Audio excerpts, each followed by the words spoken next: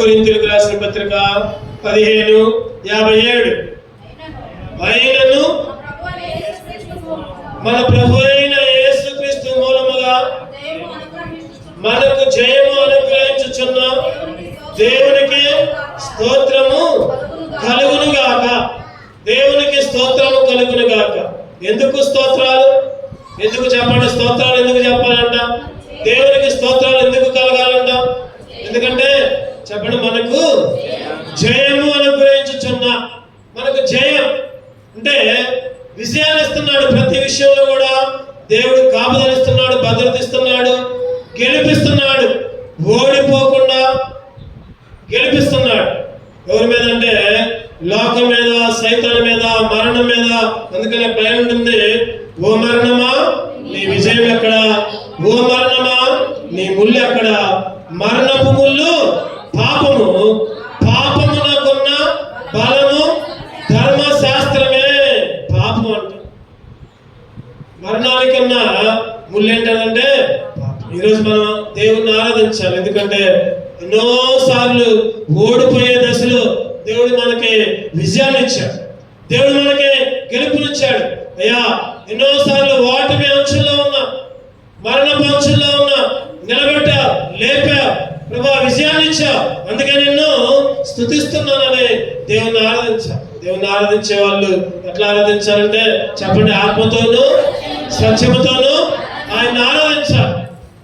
దేవుని ఆరాధించాలి, ఆత్మతో సత్యముతో ఆరాధించాలి, హృదయపూర్వకంగా ఆరాధించే వాళ్ళుగా ఉండాలి.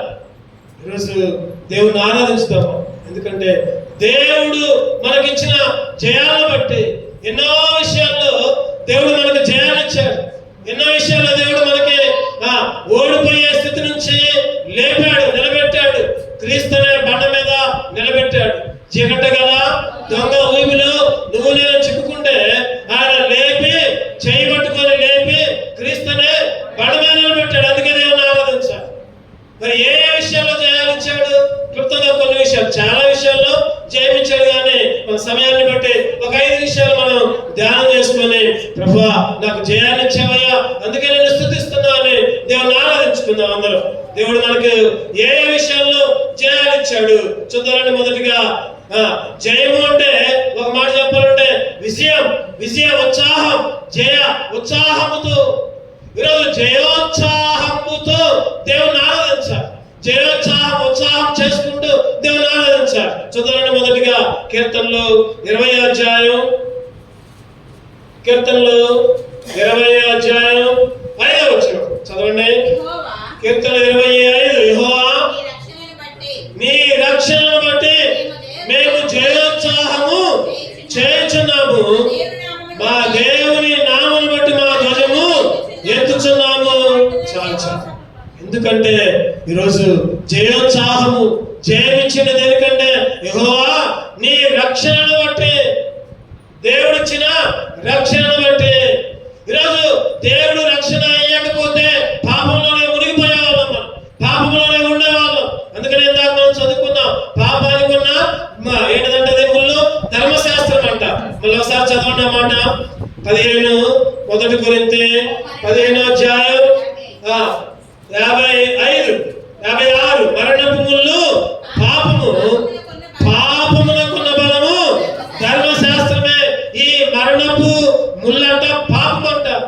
ఈరోజు పాపం మీద జయాన్నిచ్చాడు, పాపం నుంచి విడిపించాడు, రక్షణ ఇచ్చాడు. అందుకనే ఆ రక్షణకర్త నీకు నాకు రక్షణ ఇచ్చి జయోత్సాహాన్ని, విజయోత్సాహాన్ని ఇచ్చాడు. ఆ పాపానికి ఉన్న బలం ఏంటంట? ధర్మశాస్త్రమే. ఈరోజు ధర్మశాస్త్రం అడుగు జాడల్లో ఇంకా చాలా మంది మగ్గి మగ్గి ఆ ధర్మశాస్త్రాన్ని పాటిస్తూ ఉంటున్నారు. పాపానికి ఉన్న ముళ్ళు ఏంటంటే ధర్మశాస్త్రం. ఆ మరణపు ముళ్ళు విరిచాడు దేవుడు. ఆ మరణపు ముళ్ళు విరిచి నీకు నాకు జయాన్నిచ్చాడు, రక్షణ ఇచ్చాడు, రక్షణ ఇచ్చాడు. ఒకప్పుడు నువ్వు నేను పాపులు, దుర్మార్గులు.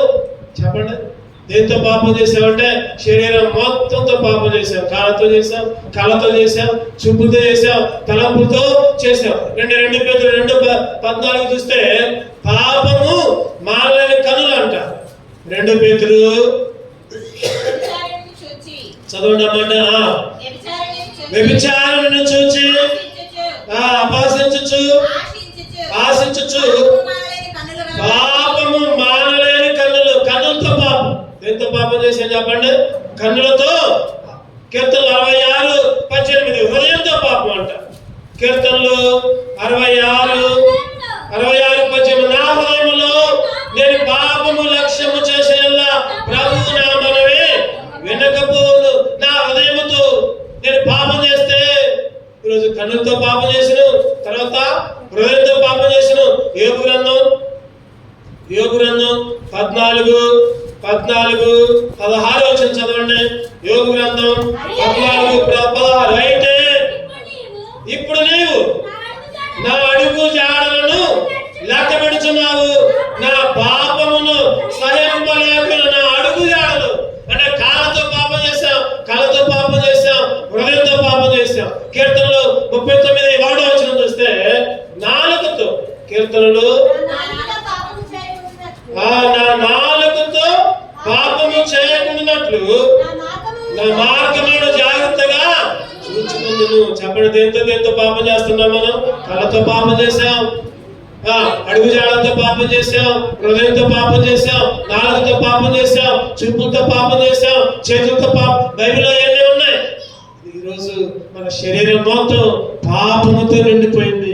ఈ పాపం అనే ముళ్ళు విరిచాడు ఆయన.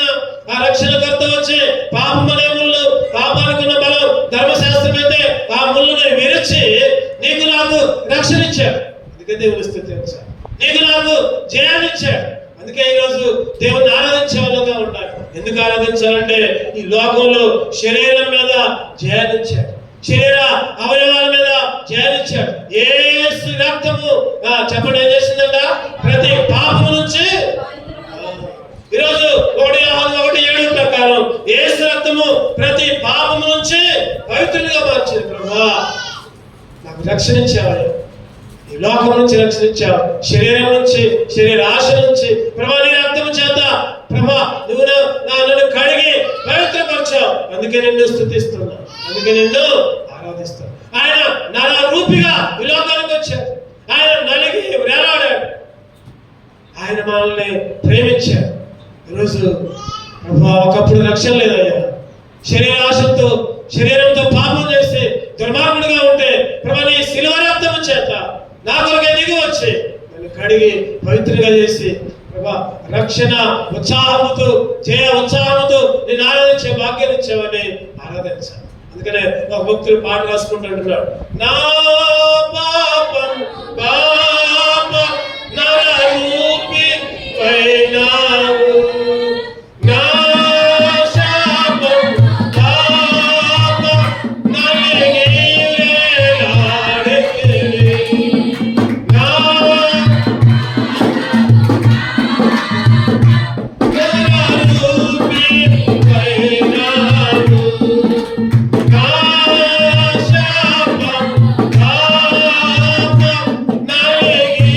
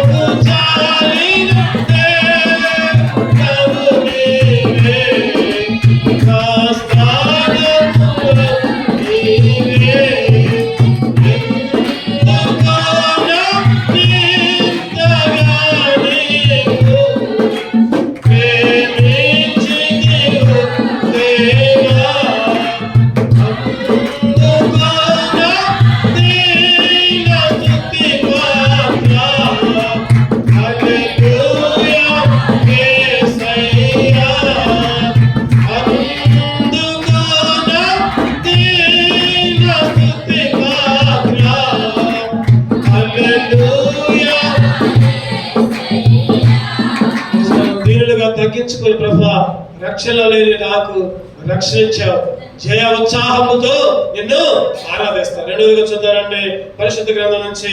రెండవదిగా ఇంకా ఎక్కడ జయమిచ్చారంటే కీర్తనలు 100 కీర్తన 108:9 చదవండి బిగ్గరగా. మోయాబు నేను కాళ్ళు కడుక్కుని పల్లెము, ఎదోము మీదికి నా చెప్పు విసిరివేయుదును. ఫిలిష్తీయుని బట్టి జయోత్సాహము చేసి ఉన్నాను. ఫిలిష్తీయుని బట్టి చెప్పండి, జయోత్సాహం, జయం ఇచ్చాడు. ఒకటోదిగా రక్షణ ఇచ్చి జయోత్సాహంతో దేవుని ఆరాధించే భాగ్యం ఇచ్చాడు. రెండోదిగా ఫిలిష్తీయుని బట్టి జయోత్సాహం. ఫిలిష్తీయుని బట్టి, ఫిలిష్తీయుడు అంటే ఆత్మీయ అర్థం ఏంటంటే, ఫిలిష్తీయులు అంటే శరీరము అని అర్థం. ఈరోజు శరీరాన్ని బట్టి జయాన్ని ఇచ్చాడు దేవుడు. ఈరోజు ఎందుకు ఈ మాట చెప్తున్నానంటే, ఫిలిష్తీయులు అంటే శరీర క్రియలు, శరీరాశలు, శరీరాన్ని కనబరుచుకునే వాళ్ళు, శరీరాన్ని బయలుపరుచుకునే వాళ్ళు. ఫిలిష్తీయులను బట్టి ఈరోజు దేవుడు నీకు నాకు, ఆ రోజు దావీదుకు కూడా ఆ ఫిలిష్తీయుని బట్టి జయమిచ్చాడు. ఏ ఫిలిష్తీయుడు చెప్పండి, ఆయన పేరేం పేరు? గొలియాతు. గొలియాతు శరీరాన్ని కనపరుచుకుంటున్నాడు. తన దేహాన్ని, తన ఖండాన్ని, తన బలాన్ని, తన దేహ దారుణ్యాన్ని రోజు పొద్దున సాయంత్రం వచ్చి దేహాన్ని కనపరుచుకొని, ఎవరైనా ఉన్నారా వచ్చేవాళ్ళు, ఎవరైనా ఉన్నారా వచ్చేవాళ్ళు, రండి నా మీదకి రండి, యుద్ధం చేయండి అని శరీరాన్ని కనపరుచుకున్నాడు. రండి చూద్దాం. 1 సమూయేలు 17:16 చదవండి. 1 సమూయేలు. ఆ ఫిలిష్తీయుడు ఉదయమునను సాయంత్రమునను బయలుదేరచ్చు 40 దినాలు తన్ను తాను ఆగుపరుచుకొనొచ్చు వచ్చును. తన్ను తాను ఆగుపరుచుకున్నాడు. ఎట్లంటే శరీర బలాన్ని చూపించాడు, శరీరాన్ని చూపించాడు. గొలియాతు ఎటువంటి బాడీ అంటే ఎక్సర్సైజ్ బాడీ. చాలా ఎక్సర్సైజులు, వ్యాయామాలు చేశాడేమో, యుద్ధ వీరుడేమో, యుద్ధాల్లో ఆరితేరిన వాడేమో. అతను చూడగానే అందరూ పారిపోయారు, అతను చూడగానే అందరూ వెనక్కి మళ్ళిపోయారు. ఎవరు యుద్ధరంగంలో ఎవరు నిలవలా. 40 రోజులు టైం ఇస్తున్నా, రోజు పొద్దున్నే వస్తా, సాయంత్రం వస్తా, ఎవరైనా పోరాడే వాళ్ళు ఉంటే రండి, లేకపోతే మీరందరూ కూడా నాకు బానిసలుగా ఉండాలని ఇశ్రాయేలీయుల్ని శాసించిన వాడు ఆ గొలియాతు. ఈరోజు ఫిలిష్తీయుల మీద జయం. అందుకనే ఆ కీర్తనకారుడు రాసుకుంటూ 108:9 ఫిలిష్తీయుల మీద నాకు జయ ఉత్సాహం ఇచ్చాడు. ఈరోజు నీకు నాకు కూడా ఎన్నోసార్లు జయాన్ని ఇచ్చాడు. దేని మీద అంటే మన శరీరం మీదనే. ఈరోజు మన కళ మీదనే, మన ఆలోచన మీదనే, మన తలంపుల మీదనే, మన కాళ్ళ మీదనే దేవుడు జయాన్ని ఇచ్చాడు. ఈరోజు ప్రథమ శత్రువు ఏంటంటే చెప్పండి, మనకి ప్రథమ శత్రువు ఏంటో చెప్పండి, మన శరీరమే. మన శరీరమే ప్రథమ శత్రువు. మనం అనుకుంటాం వాళ్ళు వీళ్ళు, లేకపోతే సైతాన్ గాడు వాడాట చేస్తాడు, వీడాట చేస్తాడు. వాళ్ళు కాదు, ఎవరు కాదు. ఈరోజు మన శరీరమే మనకు శత్రువు. నా కాళ్ళే, నా చేతులే, నా చూపులే, నా మాటలే, నా నోరే, నా నాలుగే, నా తలంపులే. ఈరోజు ప్రతి ఒక్కరు కూడా మన తలంపులతో ఎన్నోసార్లు పాపం చేశాం. తలంపుల్లో చేయలేదు, చూపుల్లో చేయలేదు, మాటల్లో చేయలేదు, అన్నింటిలో ఓడిపోవడమే. ఆదివారం రాగానే దేవుని మందిరానికి రావాలన్నా కూడా శరీరం సహకరించదు. ఒక్కోసారి ఏం పోతాం లేదు, రెస్ట్ తీసుకునే దగ్గర ఎవరనేది ఎవరంటే శరీరమే అంట. ఈరోజు నీకు నాకు జయమిచ్చినందుకనే ఈరోజు ఇక్కడ కూర్చొని దేవుని ఆరాధిస్తున్నాం. శరీరం మీద జయోత్సాహంతో ప్రభా నిన్ను స్తుతించే భాగ్యాన్ని ఇచ్చావు. అందుకే దేవుణ్ణి ఆరాధించాం. చూద్దాం. మూడోదిగా మొదటిగా చెప్పండి, ఎవరి మీద జయం? రక్షణ జయాన్నిచ్చాడు, పాపం మీద జయాన్నిచ్చాడు. రెండవదిగా ఫిలిష్తీయుల మీద అంటే శరీరం మీద జయాన్నిచ్చాడు. మూడోదిగా చూద్దామండి, సంఖ్యాకాండం 33.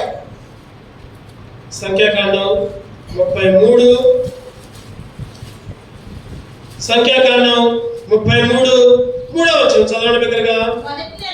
మొదటి నెల 15వ దినమున వారు రామేసేసులో నుండి ప్రయాణమై పస్కా పండుగకు మరునాడు వారి మధ్యను యెహోవా హతము చేసిన తొలిచూలులందరినీ ఐగుప్తీయులు పాతిపెట్టుచుండగా ఇశ్రాయేలు ఐగుప్తీయులందరి కన్నులెదుట జయోత్సాహముతో బయలుదేరి వచ్చింది. జయోత్సాహముతో బయలుదేరి వచ్చింది. ఇశ్రాయేలీయులకి ఐగుప్తీయుల మీద జయం, ఫిలిష్తీయుల మీద జయం, పాపం మీద జయం. ఈరోజు నీకు నాకు జయమిచ్చాడు దేవుడు, అందుకనే మనం ఆరాధించాలి. ఈరోజు మన అంశం ఏంటంటే దేవుడు మనకి ఏ విషయాల్లో జయమిచ్చాడు, దేవుడు మనల్ని ఏ విషయాల్లో ఓడిపోకుండా చేశాడు చూసుకుంటున్నాం క్లుప్తంగా. మొదటిది చెప్పండి, మొదటిది దేని మీద అంటే పాపం మీద జయమిచ్చి రక్షణ ఇచ్చాడు. రెండోది శరీరం మీద జయాన్నిచ్చి శరీరం మీద జయాన్నిచ్చి ఫిలిష్తీయుల మీద జయించాలనిచ్చి దేవుని ఆరాధించే పిల్లగా చేసుకున్నాడు. మూడోదిగా ఐగుప్తీయుల మీద చెప్పండి, అందరూ చెప్పండి, ఐగుప్తీయుల మీద. ఐగుప్తు అంటే ఏంటి చెప్పండి? ఐగుప్తు అంటే చాలా సార్లు చెప్పుకోవచ్చు. ఐగుప్తు అంటే లోకం. ఈరోజు లోకం మీద చేయం, ఈరోజు లోక ఆశల మీద చేయం. ఈరోజు దేవుడు నీకు నాకు జయాన్నిచ్చాడు, అందుకనే లోక మాలిన్యము, లోక ఆశలు, లోక ఆచారాలు, లోక తలంపులు, లోక ఉద్దేశాలు. చాలా మంది క్రైస్తవులు ఇంకా పేరుకి మాత్రం రక్షణ, పేరుకి మాత్రం మందిరం, పేరుకి మాత్రం ఆరాధన, పేరుకి మాత్రం భక్తి పరులే కానీ లోకం మీద, లోక ఆశల మీద, లోక మాలిన్యం మీద, లోక ఆచారాల మీద విజయాన్ని పొందలేకపోతారు. ఎవరైతే అట్లా విజయాన్ని పొందలేదో ఆరాధించడం ఆపే, ఆరాధించమాక. విజయం పొందిన వాళ్ళే, గెలిచిన వాళ్ళే ఆరాధించారు. ఎందుకంటే 2 పేతురు 2వ అధ్యాయం ఒక చక్కటి మాట ఉంటుంది, చూద్దారండి. 2 పేతురు 2వ అధ్యాయం 2 పేతురు 2వ అధ్యాయం ఎంత వచ్చిందంటే చూద్దాం. 2 పేతురు 2:20 చదవండి. 2 పేతురు 2:20 వారి ప్రభువును రక్షణమైన యేసుక్రీస్తు విషయమైన అనుభవ జ్ఞానము చేత ఈ లోక మాలిన్యములను తప్పించుకున్న తరువాత మరలా వాటిలో చిక్కుబడి వాటి చేత జయింపబడిన యెడల వారి కడవరి స్థితి మొదటి స్థితి కంటే మరీ లోక మాలిన్యాన్ని తప్పించుకుంటేనే నువ్వు జయం పొందుతావు. ఒకవేళ లోక మాలిన్యాన్ని తప్పించుకోకుండా మరలా వాటిలో చిక్కుపడితే రక్షణ మంది కూడా మరలా లోక ఆచారాలు, లోక తలంపులు, లోక ఆలోచనలు ఉంటే ఏమైందంట? మొదటి స్థితి కంటే మరీ చెడ్డది. మొదటి స్థితి కంటే మరీ చెడ్డ.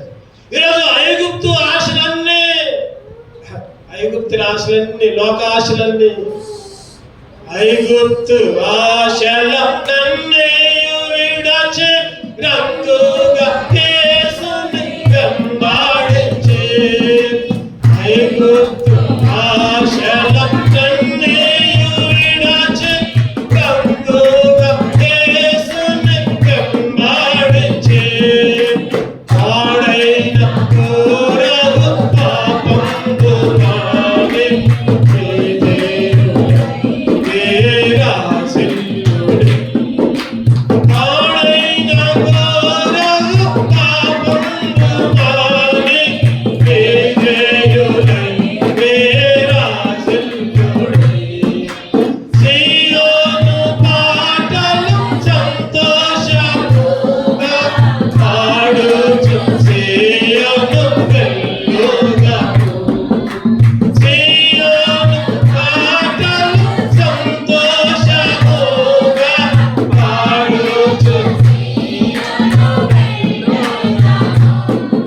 దేవుని స్థుతించుకుంటూ, దేవుని గానపరుచుకుంటూ, దేవుని ఆలయంలో చప్పట్లు కొట్టుకుంటూ, నోర్లు తెలుసుకుంటూ దేవుని ఆరాధించాలి. ప్రభువా, లోకం మీద జయమిచ్చావయ్యా, ఐగుప్తు మీద జయమిచ్చావయ్యా, లోక మాలిన్యం మీద జయమిచ్చావయ్యా, అందుకే నిన్ను ఆరాధిస్తాను, అందుకే నిన్ను స్థుతిస్తాను.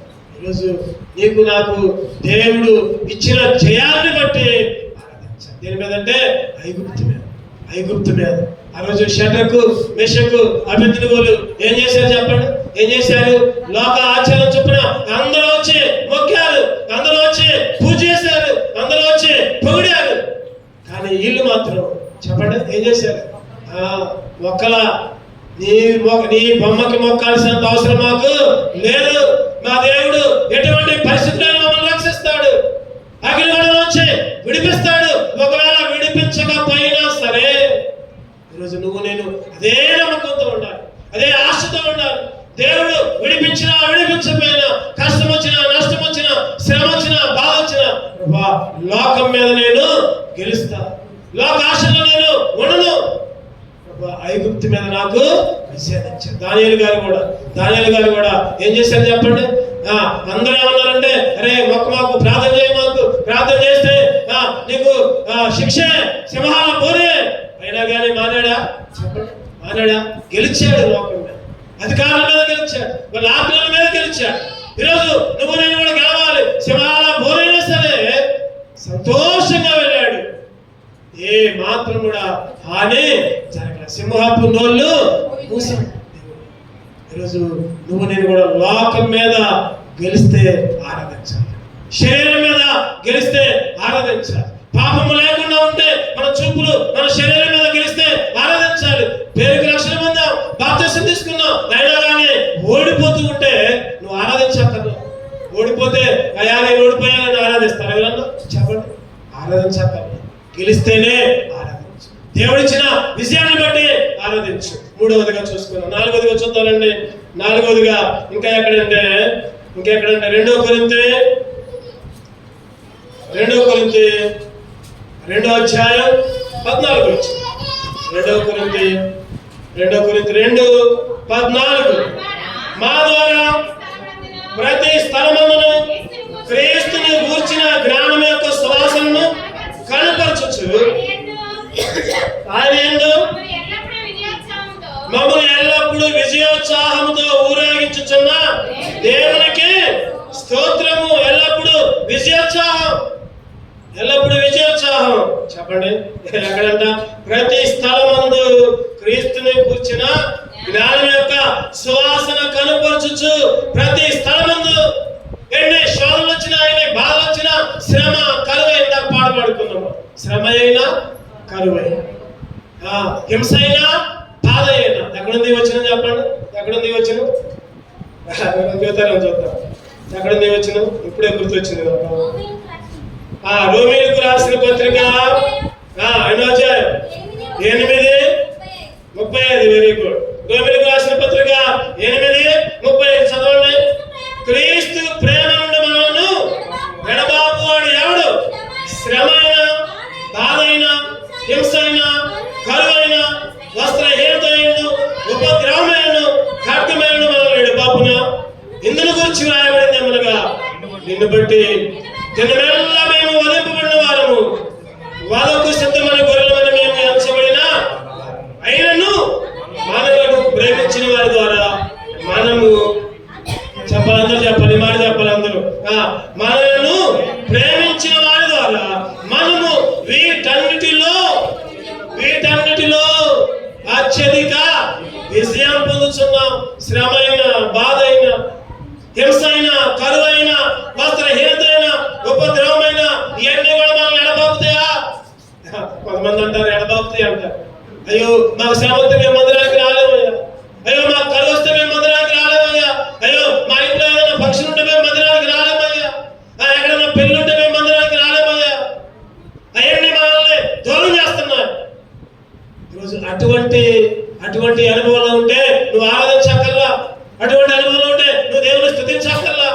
నువ్వు వాటి మీద గెలిస్తేనే, అయ్యో మాకు బంధువులు వస్తే మేము ప్రార్థనకు రాలేమయ్యా. చాలా మంది చెప్తున్నారు ఈ మాట.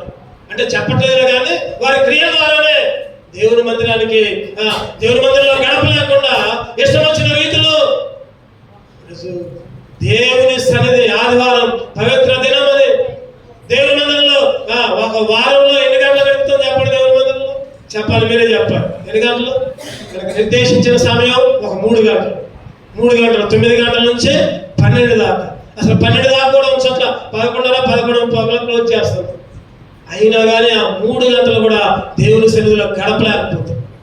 ప్రారంభ ప్రార్థనకి రావాలనే తీర్మానం లేదు, పాటలు అన్నప్పుడల్లా వచ్చే తీర్మానం లేదు. ఈరోజు మన ఇష్టం వచ్చిన రీతిలో ఏం కాదులే మందిరమేగా, అదే కాలేజీ అయినా, స్కూల్ అయినా, ఉద్యోగమైనా, కరువు పనైనా, ఏ పనైనా ముందే బయలుదేరుతూ ఉంటాం.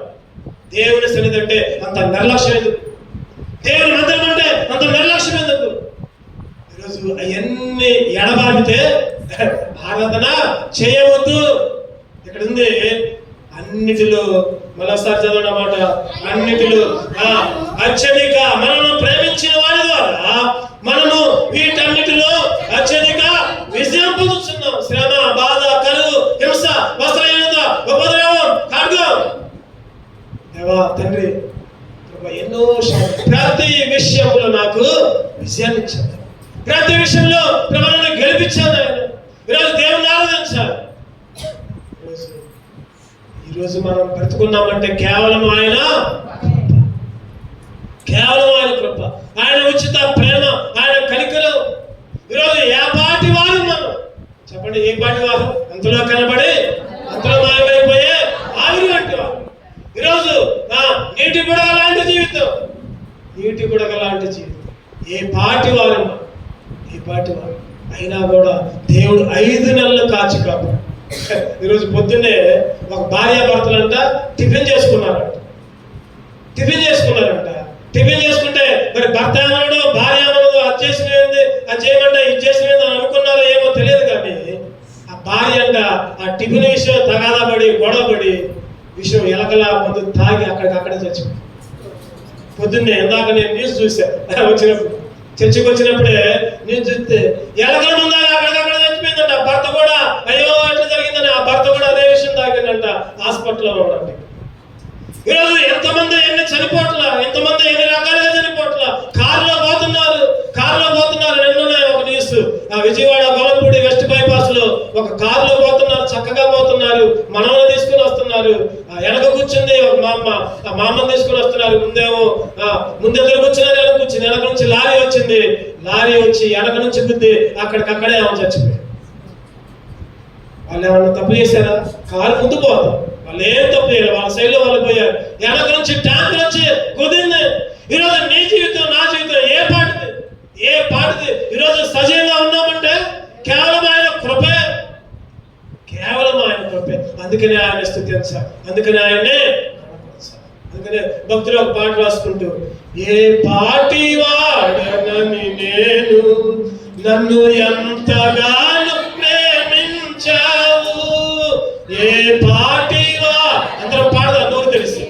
ఏ పాటి వాడనని నేను, నన్ను ఎంతగా ప్రేమించావు.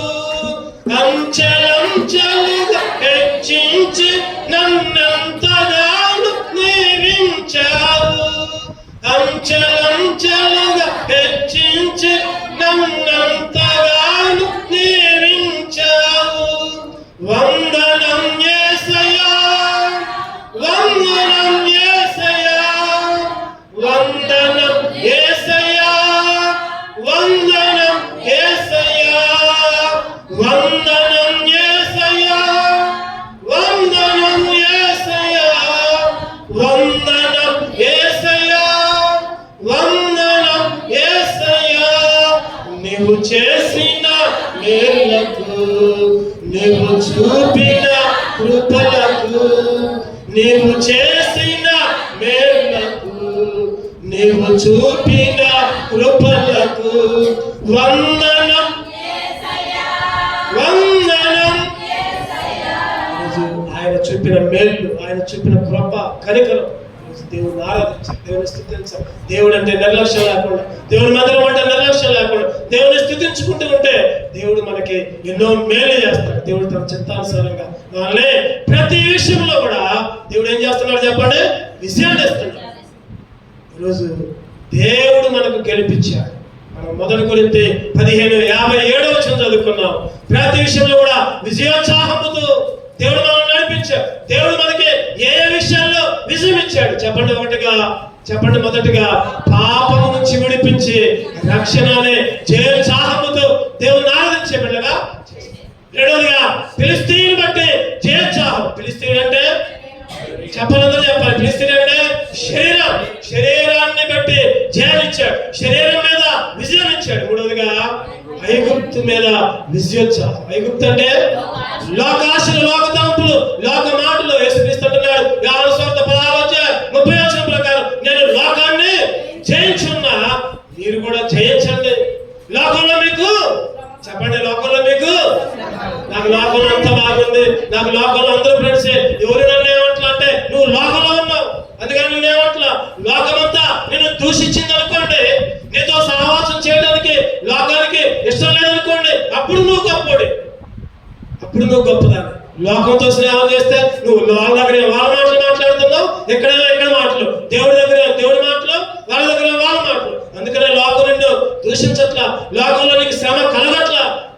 ఈరోజు చెప్తాం మనకు లోకంలో ఏం శ్రమ లేదు, హాయిగా ఉన్నాం, మందిరానికి వస్తున్నాం పోతున్నాం అంటే నువ్వు దేవుళ్ళు లేవని అర్థం. గుర్తుపెట్టు.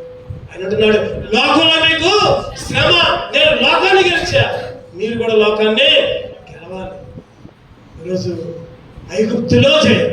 నాలుగవదిగా చెప్పండి, ప్రతి శోధన, ప్రతి విషయంలో, ప్రతి శ్రమలో కూడా, శ్రమైన, కరువైన, హింసైన, బాధైన, కడుపుమైన, ఉపద్రవమైన క్రీస్తు ప్రేమ నుండి ఏది కూడా.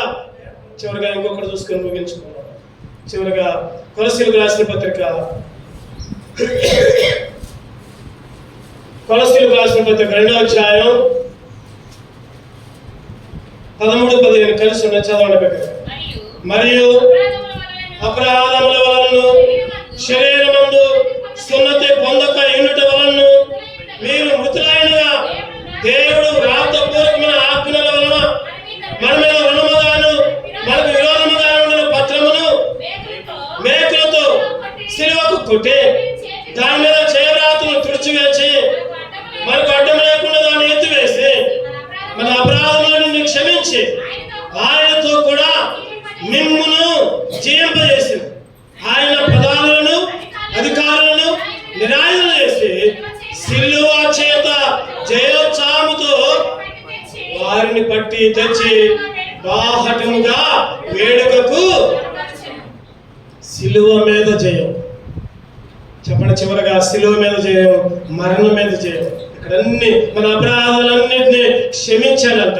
ఆయనతో కూడా మనల్ని జీవింప చేశారు. మన తప్పులన్నీ వ్రాతపూర్వకమైన ఆజ్ఞ వల్ల మన మీద రుణముగాను మనకు విరోధముగాను ఉండిన పత్రాన్ని మేకులతో సిలువకు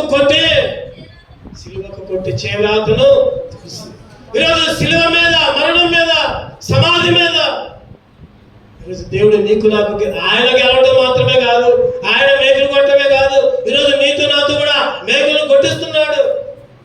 సైతాను తలను చితగా త్రొక్కాడు ఆయన. ఈరోజు నువ్వు నేను కూడా సైతాను తలని చితకదొక్కే వారిగా చేస్తాడు దేవుడు. అందుకే దేవుడు ఆరాధించాలి, అందుకే దేవుని స్తుతించాలి. ఆయన త్వరలో రానంటున్నాడు, ఒక నిరీక్షణ కూడా ఇచ్చాడు. ఆయన సమాధిని గెలవటం మాత్రమే కాదు, విజయం వేయటం మాత్రమే కాదు, జయోత్సాహముతో నిన్ను సిద్ధపరచడమే కాదు, మరలా రానంటున్నాడు.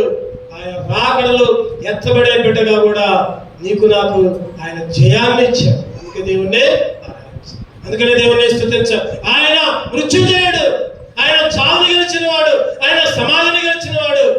ప్రియమైన నేస్తమా, ఈ లోకంలో అందరూ చనిపోయారు, ఏ సమాధి కూడా తెరవల్ల, అందరూ కుళ్ళి కృషించిపోయారు, మట్టిలోనే ఉన్నారు. ఈరోజు దేవులుగా, దేవతలుగా నువ్వు ఎవరినైతే పూజిస్తున్నావో, ఎవరినైతే అంగీకరిస్తున్నావో, ఎవరికైతే మొక్కుతున్నావో వాళ్ళు నిజమైన దేవుళ్ళ అని ఒకసారి ఆలోచించు. ఈరోజు సమాధిని గెలిచిన దేవుడు ఒకే ఒక దేవుడు, ఆయన యేసుక్రీస్తు. ఆయన మృత్యుంజయుడు. ఆయన ఏ విధముగా సమాధిని గెలిచి ఆరోహణమయ్యాడు, మరలా అదే రీతిగా వస్తాడు. ఎవరైతే యేసుక్రీస్తుని అంగీకరిస్తారో వాళ్ళని మాత్రమే పరలోక రాజ్యానికి తీసుకువెళ్తాడు, వాళ్ళకి మాత్రమే పరలోకం. ఎవరైతే యేసుక్రీస్తుని నమ్ముకోలేదు, ఎవరైతే యేసుక్రీస్తుని అంగీకరించలేదు వాళ్ళకి నిత్య నరకం, అగ్ని ఆరదు, పురుగు చావు. గుర్తుపెట్టుకో, ఆయన మృత్యుంజయుడు. మృత్యుంజయుడా స్తోత్రం, మృత్యుంజయుడా స్తోత్రం, మహాగణుడా స్తోత్రం, మహాగణుడా స్తోత్రం, మమ్ముని కొనిపో త్వరలో రానయ్యున్న మేఘవాహనుడా స్తోత్రం, మమ్ముని కొనిపో త్వరలో రానున్న మేఘవాహనుడా స్తోత్రం. అత్యున్నత సింహాసనముపై ఆసీనుడైన నా దేవా, అత్యంత ప్రేమ స్వరూపివి నీవే, ఆరాధించద నిన్నే. ఆహా హల్లెలూయా, ఆహా హల్లెలూయా, ఆహా హల్లెలూయా. ఆయన త్వరలో వస్తున్నాడు. చెప్పండి, మేఘవాహనుడిగా వస్తున్నాడు. అందరిని కూడా కొనుక్కుంటాడు. ఈరోజు జయోత్సాహం జయోత్సాహం జయోత్సాహం జయోత్సాహం జయోత్సాహం 5 రకాల జయ ఉత్సాహములు చేసుకున్న దేవుని ఆరాధించాలి. మొదటి మాట మళ్ళొకసారి చదువుకుందాం. 1 కొరింథీ మన మూల పాట మళ్ళొకసారి చదువుకొని ఆరాధనలోకి వెళ్దాం. 1 కొరింథీ 15:57 అందరం కలిసి చదువుకోండి. అయినను మన ప్రభు అయిన యేసుక్రీస్తు మూలముగా మనకు జయము అనుగ్రహించుచున్న దేవునికి స్తోత్రము కలుగును గాక. స్తోత్రము కలుగును గాక. చెప్పండి. ఒకటిది పాపం నుంచి జయాన్నిచ్చి రక్షణ ఇచ్చాడు. రెండవది శరీర కార్యాల నుంచి శరీరాల నుంచి విడిపించి జయాన్నిచ్చి దేవుని బిడ్డగా చేసుకున్నాడు. మూడవది లోకం మీద జయోత్సాహం. నాలుగవది శ్రమ శోధన కష్టం ఎన్నైనా దేవుని ప్రేమ నుంచి ఎడబాపు లేకుండా జయోత్సాహం విజయం. ఐదవదిగా సిలువ మరణం మీద సమాధి మీద ఆయన జయోత్సాహం. 5 అంతల ఆరాధన చేసే బిడ్డలుగా దేవుడు మనల్ని సిద్ధపరచును గాక. 2 నిలబడదాం. పాడపడుకుని దేవుని గానపరచు.